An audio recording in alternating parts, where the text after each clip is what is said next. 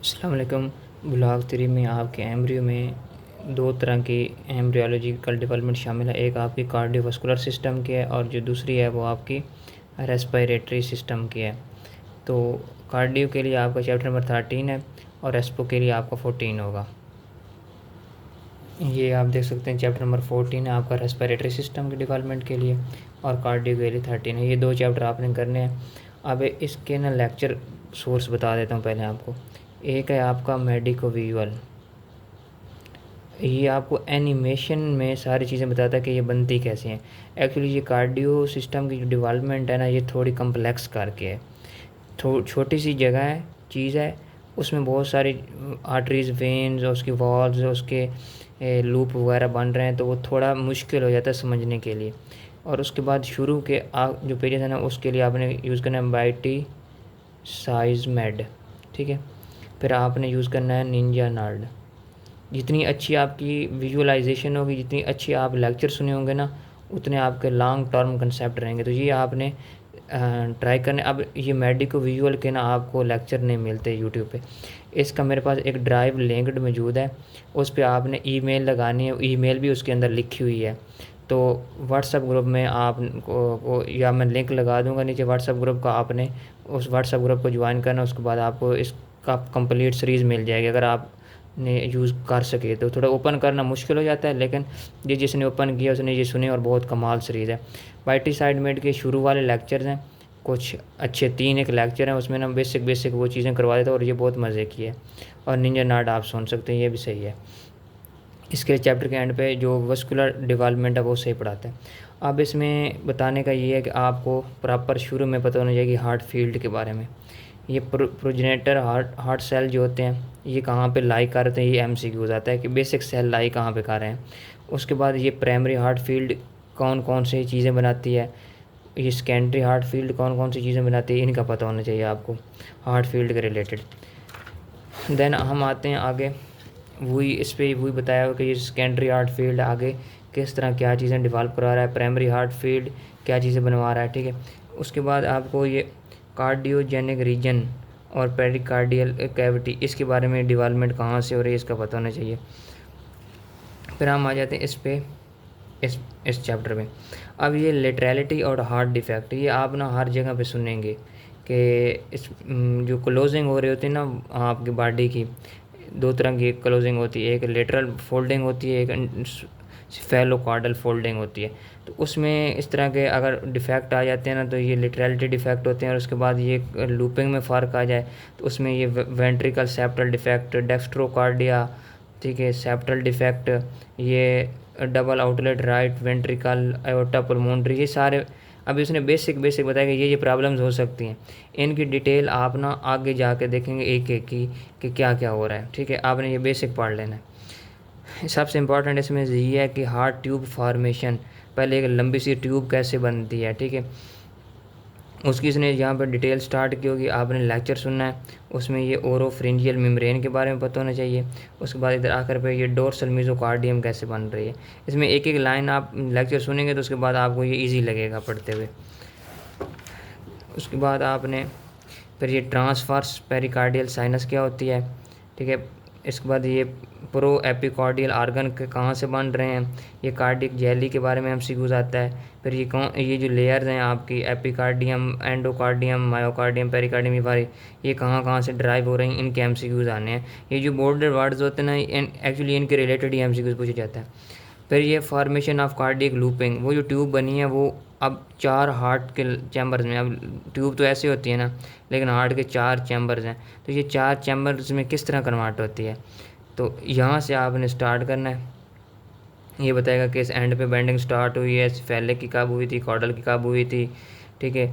उसके बाद ये आर्टीरियल पोर्शन, फिर आर्ट्रोवेंट्रिकुलर जंक्शन, आर्ट्रोवेंट्रिकुलर कनाल कैसे बनी, उसके पार्ट्स होते हैं, बल्बस कॉर्डस क्या बना, इसमें ना एमसीक्यूज आता है। ये हार्ट ट्यूब के ना कुछ पार्ट्स होते हैं, प्रिमिटिव एट्रिया, प्रिमिटिव वेंट्रिकल, इससे बल्बस कॉर्डस, इस तरह के पार्ट्स होते हैं।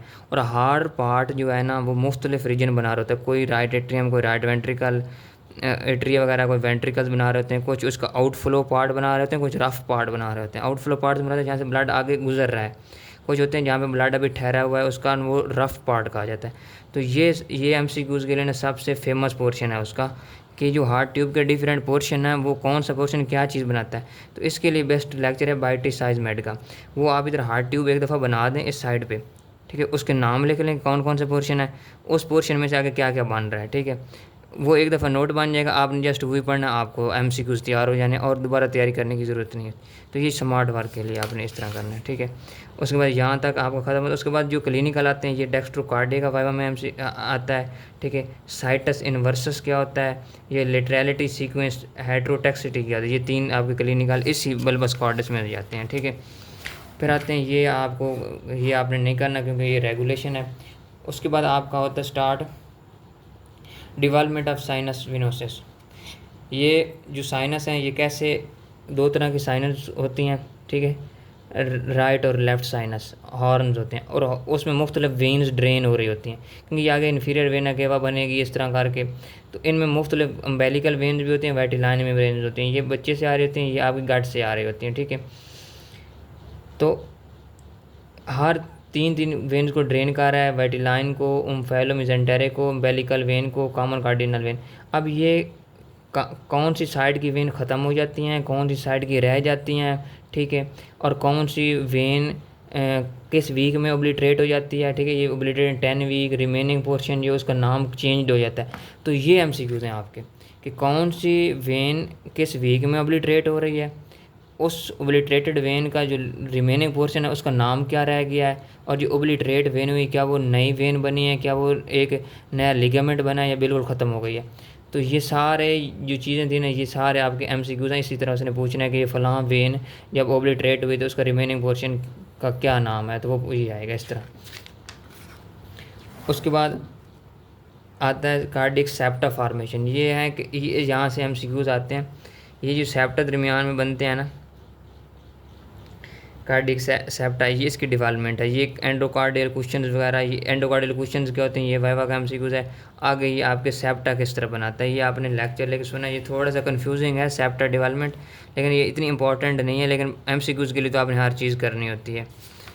सेप्टा की डेवलपमेंट के बाद सबसे जो ज़्यादा इंपॉर्टेंट है ना, ये एट्रिया फार्मेशन है और वेंट्रिकल की फार्मेशन है। तो septa formation in common atria, ये तो इस तरह प्रॉपर एट्रिया, तो इसमें सेप्टा फार्मेशन होती कैसे। पहले ये था कि एक्चुअली एक सेप्टा बनता कहाँ से है, वो एक्चुअली वो बता रहा है पहले एक सेप्टा बनता किस तरह है। अब वो आगे बता रहा है कि जो इस तरह कॉमन एट्रिया और कॉमन वेंट्रिकल पढ़े, इनमें सेप्टा कैसे बनते हैं। देखो ये right atria, left atrium, right ventricle, left ventricle, इस तरह ये 4 बन गए। तो ये इनके दरमियान सेप्टा कैसे बनता है, उसकी डेवलपमेंट बताई होगी उसने। अब इसमें मुख्तलिफ क्लिनिकल टर्म्स यूज़ होती हैं। ओस्टियम प्राइमम, ओस्टियम स्कंडम यूज़ होगा कहीं पे, ठीक है। ओस्टियम प्राइमम क्या होता है, उसके बाद ओस्टियम स्कंडम क्या होता है, ओस्टियम स्कंडम से क्या बनता है, एक ख़त्म होता है फोरामेन ओवेल क्या होता है, ठीक है। वॉल ऑफ फोरामेन ओवम कौन सी बनाती है। तो ये बहुत ईजी है, और ये प्रॉपर इसी तरह एमसीक्यूज़ आते हैं कि इसमें से ओस्टियम स्कंडम कौन सा, और ये इसकी जो है ना आपकी एमसीक्यूज़ में ऑस्पी में इसी तरह तस्वीरें आती हैं कि ये वाली चीज़ कि ओस्टियम प्राइमम है, फिर ओस्टियम प्राइमम ख़त्म हो गया, ओस्टियम स्कंडम कब बन रहा है, ओस्टियम स्कंडम से वाल कब बन रहे हैं फोरामेन ओवेल के उस। तो ये वाली आपने करनी। उसके बाद formation of left atrium and pulmonary vein, आपको पता है 4 पुल्मोनरी वेन उसमें ड्रेन हो रही होती हैं। तो वो कहाँ से आते हैं ये आपको पता होना चाहिए। डोर्सल मिजन कैमल प्रोट्रूजन्स क्या होती हैं, पुल्मोनरी वेन्स कहाँ से, डेवलपिंग पुल्मोनरी वेन, ये एमसीक्यूज़ हो गया आपका। अच्छा, उसके बाद आपने इसके क्लिनिकल करने हैं। क्लिनिकल में से इसके क्लिनिकल बहुत ही ज़्यादा हैं इस चैप्टर के। इसमें ये टोटल नॉर्मली पुल्मोनरी वेनस रिटर्न, ये क्लिनिकल है, ये आपने करना है। अच्छा, उसके बाद आपका आ जाता है सेप्टल फार्मेशन इन एट्रियो वेंट्रिकुलर कनाल, कि एट्रियो और वेंट्रिकुलर कनाल है ना, एट्रियो ऊपर पड़ा है, वेंट्रिकल नीचे पड़े हैं। तो नीचे ये जो आपका पोर्शन है उसमें वॉल्व की डेवलपमेंट कैसे हो रही है, ठीक है, उसने ये बताया हुआ है। एट्रियो वेंट्रिकुलर कनाल बनी, फिर उसके बाद उसके अंदर वॉल्व एक प्रॉपर मतलब कनाल बनी, उसके बाद फिर अंदर वॉल्व कैसे डेवलपमेंट हो रही है। अच्छा, उसके बाद यहाँ पे सबसे ज़्यादा इम्पोर्टेंट आपके आ जाते हैं इसके क्लिनिकल्स। इसमें जो है आपका एक था, ये तो इतने इंपॉर्टेंट नहीं है, ये hot Oram syndrome, heart hand syndrome, ये आपने जैसे एक दफ़ा रीड करने हैं। इधर हाँ ASD यहाँ से एट्रियल सेप्टल डिफेक्ट। अब पीछे आपने एट्रिया की डिवेलपमेंट भी पढ़ चुके हैं, एट्रिया में सेप्टल डिवेलपमेंट भी पढ़ चुके हैं, अब एट्रिया के क्लिनिकल वो स्टार्ट कर रहा है। तो बेशक आप ऊपर वाले बेशक आपसे छोड़ देते हैं ये, लेकिन यहाँ से आपने स्टार्ट करना है। एट्रियल सेप्टल डिफेक्ट में पहला डिफेक्ट है ओस्टियम स्कंडम का। ओस्टियम स्कंडम एक डिफेक्ट हो गया आपका। उसके बाद दूसरा डिफेक्ट जो है आपका premature closure of oval valve, ये है। एंडोकार्डियल क्वेश्चन क्या है। उसके बाद परसिस्टेंस एट्रियोवेंट्रिकुलर कनाल है, ठीक है। उसके बाद जो डिफेक्ट है आपका ट्राइकस्पिस एट्रेजिया, ये बहुत इंपॉर्टेंट है। ट्राइकस्पिस एट्रेजिया और एब्स्टन एनोमली, ये तीन इंपॉर्टेंट है, ठीक है। ये ट्राइकस्पिस एट्रेजिया और ये एब्स्टन एनोमली, ये सबसे ज़्यादा इंपॉर्टेंट क्लिनिकल इसमें से हैं। और उसके बाद पीछे ये वाला आपका था ओस्टियम स्कंडम का, ठीक है। फिर हम आगे आते हैं वेंट्रिकुलर पे। Septum formation in truncus arteriosus and conus cordis, ये आपके वो थे जो आपने ना वो हार्ट ट्यूब पढ़ी थी। तो हार्ट ट्यूब पढ़ेंगे तो उसमें ये सारी चीज़ें आप देख लेंगे। अभी गाइडेंस में बताने का ये नहीं कि किस तरह बन रहे हैं, वो लेक्चर में आप देख लेना। इनके क्लिनिकल में बता देता हूँ कौन कौन से करें। फिर ये सेप्टल फॉर्मेशन इन वेंट्रिकल है, ये भी इंपॉर्टेंट है। और सेप्टल फॉर्मेशन इन जो एट्रियम है वो भी इंपॉर्टेंट, वेंट्रिकल और इसमें दोनों वाले इंपॉर्टेंट है। अब आ जाते हैं वेंट्रिकुलर सेप्टल डिफेक्ट। इसमें सबसे जो जितनी दफ़ा आप इधर इंपॉर्टेंट लिख सकते हैं ना, टेट्रोलॉजी ऑफ फैलेट क्या होता है, ये बहुत कॉमन पूछे जाने वाला ना क्वेश्चन है, वाइवा में भी और MCQs में भी। इसकी 4 एबनॉर्मेलिटीज़ होती हैं, 1, 2, 3 और 4, ये पता होनी चाहिए, ठीक है। उसके बाद इसकी परसिस्टेंस कॉमन, ट्रंकस आर्टेरियोसिस क्या होती है, ये अब आप पढ़ेंगे ना क्लिनिकल, ये सारे इंपॉर्टेंट है। ट्रांसपोजिशन ऑफ ग्रेट वेसल, ये टेट्रोलॉजी ऑफ फैलेट के बाद वाला है। डी जॉर्ज सीक्वेंस क्या होता है, ये भी इंपॉर्टेंट है आपका, ठीक है। उसके बाद आपका वल्व्यूलर स्टीनोसिस क्या होती है, एओर्टिक वल्व्यूलर स्टीनोसिस क्या होती है, एक्टोपिक कार्डिया क्या होता है, ये MCQs में आता है, ठीक है। उसके बाद ये बस आपने रीड करना है, ये भी ये वाला इंपॉर्टेंट नहीं है, ठीक है। अच्छा, उसके बाद ये आपके वस्कुलर डेवलपमेंट स्टार्ट हो गई, वेसल्स कैसे बनती हैं। इसमें ये पहले नंबर पे आर्टीरियल सिस्टम डेवलपमेंट है, उसमें aortic arches, very very very important, ये MCQs के लिए भी और अगर XCQs आता है तो उसके लिए भी। सबसे पहले आपने बेस्ट ये है कि आपने ना उस आखिर पर रिवीजन के लिए सबसे ये टेबल आपने तैयार करना है। और ये नीचे वाली चीज़ें भी जो नीचे लिखी हुई हैं, ये टेबल में से आना है। फर्स्ट आर्च क्या बना रहे हैं, सेकंड क्या बना रहे हैं, थर्ड क्या बना रहे हैं, फोर्थ की लेफ़्ट साइड, ये टेबल जितनी दफ़ा वेरी वेरी इंपॉर्टेंट लिख सकते हैं लिख लें। ये आपने टेबल तैयार करना अच्छे से। और उसके बाद आप ये थ्योरी पढ़ेंगे ना, फिर आपको समझ आएगी कि थ्योरी में वो कहना क्या चाह रहा है, ठीक है। और उसके बाद ये फिगर आपकी ऑस्पी के लिए, फिगर तो कोई भी है जो इम्पोर्टेंट ही है। उसके बाद फिर ये वेनस डेवलपमेंट स्टार्ट हो रही है। अभी ये आर्टरीज चल रही हैं एक एक, फिर आर्टरीज में डिफेक्ट आ रहे हैं। ये PDA क्या होता है, पेटेंट डक्टस आर्टरीज, ये टेट्रोलॉजी ऑफ फैलेट जैसे आपने पढ़ा था ना, इधर इसके लिए ना वेरी वेरी वेरी इंपॉर्टेंट लिख रहे हैं। ये बहुत कॉमन पूछे जाने वाला क्वेश्चन है, पेटेंट डक्टस आर्टरीज। उसके बाद coarctation of aorta, very famous clinical abnormality, ठीक है।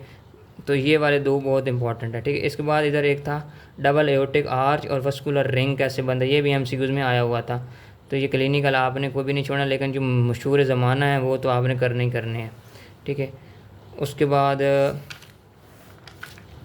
वेनस सिस्टम की डेवलपमेंट है, इसके लिए आपने ना निंजा नाट का लेक्चर लेना है, अदरवाइज़ ये समझ नहीं आनी। इसमें ये वेटिलाइन मेम्ब्रेन वेन के बारे में, अम्बिलिकल वेन के बारे में, कार्डिनल वेन के बारे में, ये आगे वेन जाती कहाँ कहाँ पे हैं, लीवर में। और ये सही, ये देखो ये obliterated and form ligamentum arteriosum, ligamentum venosum बना रहा है कोई, मतलब ये वेन आगे लिगामेंट में कुछ कन्वर्ट हो जाती हैं, कुछ कोई और कहाँ पे वो मतलब एनास्टोमोसिस कार्य होते हैं। तो ये MCQs में बहुत दफ़ा पूछे जाते हैं ये वाली चीज़ें, क्योंकि इसमें ये होता है कि जो नॉर्मल वेन बन रही होती है वो ख़त्म हो रही होती है और फिर नया पोर्शन बना रही होती है, तो उसका नाम पता होना चाहिए। वेनस डेवलपमेंट में इधर एक जगह पे स्पिरिट वेना केवा की डेवलपमेंट होगी, ठीक है, स्पिरिट वेना केवा की, इधर करके एक इन्फीरियर वेना केवा की डेवलपमेंट भी होगी। तो ये दो इंपॉर्टेंट है आपकी, स्पिरिट वेना केवा कैसे बनती है, इन्फीरियर वेना केवा बनती है, और ये सारे आपके MCQs हैं पे। उसके बाद इसके लिए जो है वेनस के डबल इन्फीरियर वेना कब बनती है, एब्सेंस ऑफ इन्फीरियर वेना कब होगी, लेफ्ट स्पिरिट वेना कब होगी, डबल स्पिरिट वेना कब होगी। या अगर आप नॉर्मली बेहतर तौर पे आपने एमब्रियो पढ़ी होगी तो फिर ये समझ आएगी कि आप डबल कब बनेगी, सिंगल कब बनेगी, एब्सेंस कब होगी, ठीक है। उसके बाद है फीटल सर्कुलेशन बिफोर बर्थ, ये आपका जस्ट रीड ही है कि किस किस तरह सर्कुलेट हो रहा है और कहाँ कहाँ से ब्लड कहाँ कहाँ पे जा रहा है। और फिर सर्कुलेटरी चेंजेस एट बर्थ, ये वाइवा में पूछा जाता है कि बच्चे में सर्कुलेटरी चेंजेस एट बर्थ कौन से हो सकते हैं, बल्कि एक पीछे भी एक क्वेश्चन है आपका। हाँ ये, अच्छा, फिर ये लिम्फेटिक सिस्टम करना है आपने। ये वाले इतने इंपॉर्टेंट नहीं है, लेकिन ये जो फीटल सर्कुलेशन के बारे में थोड़ा पता हो आपको, और सर्कुलेटरी चेंजेस एट बर्थ, ये वाइवा में क्वेश्चन पूछा जाता है। इस तरह ये फिर आपका ना ये सारी समरी है। ठीक हो गया।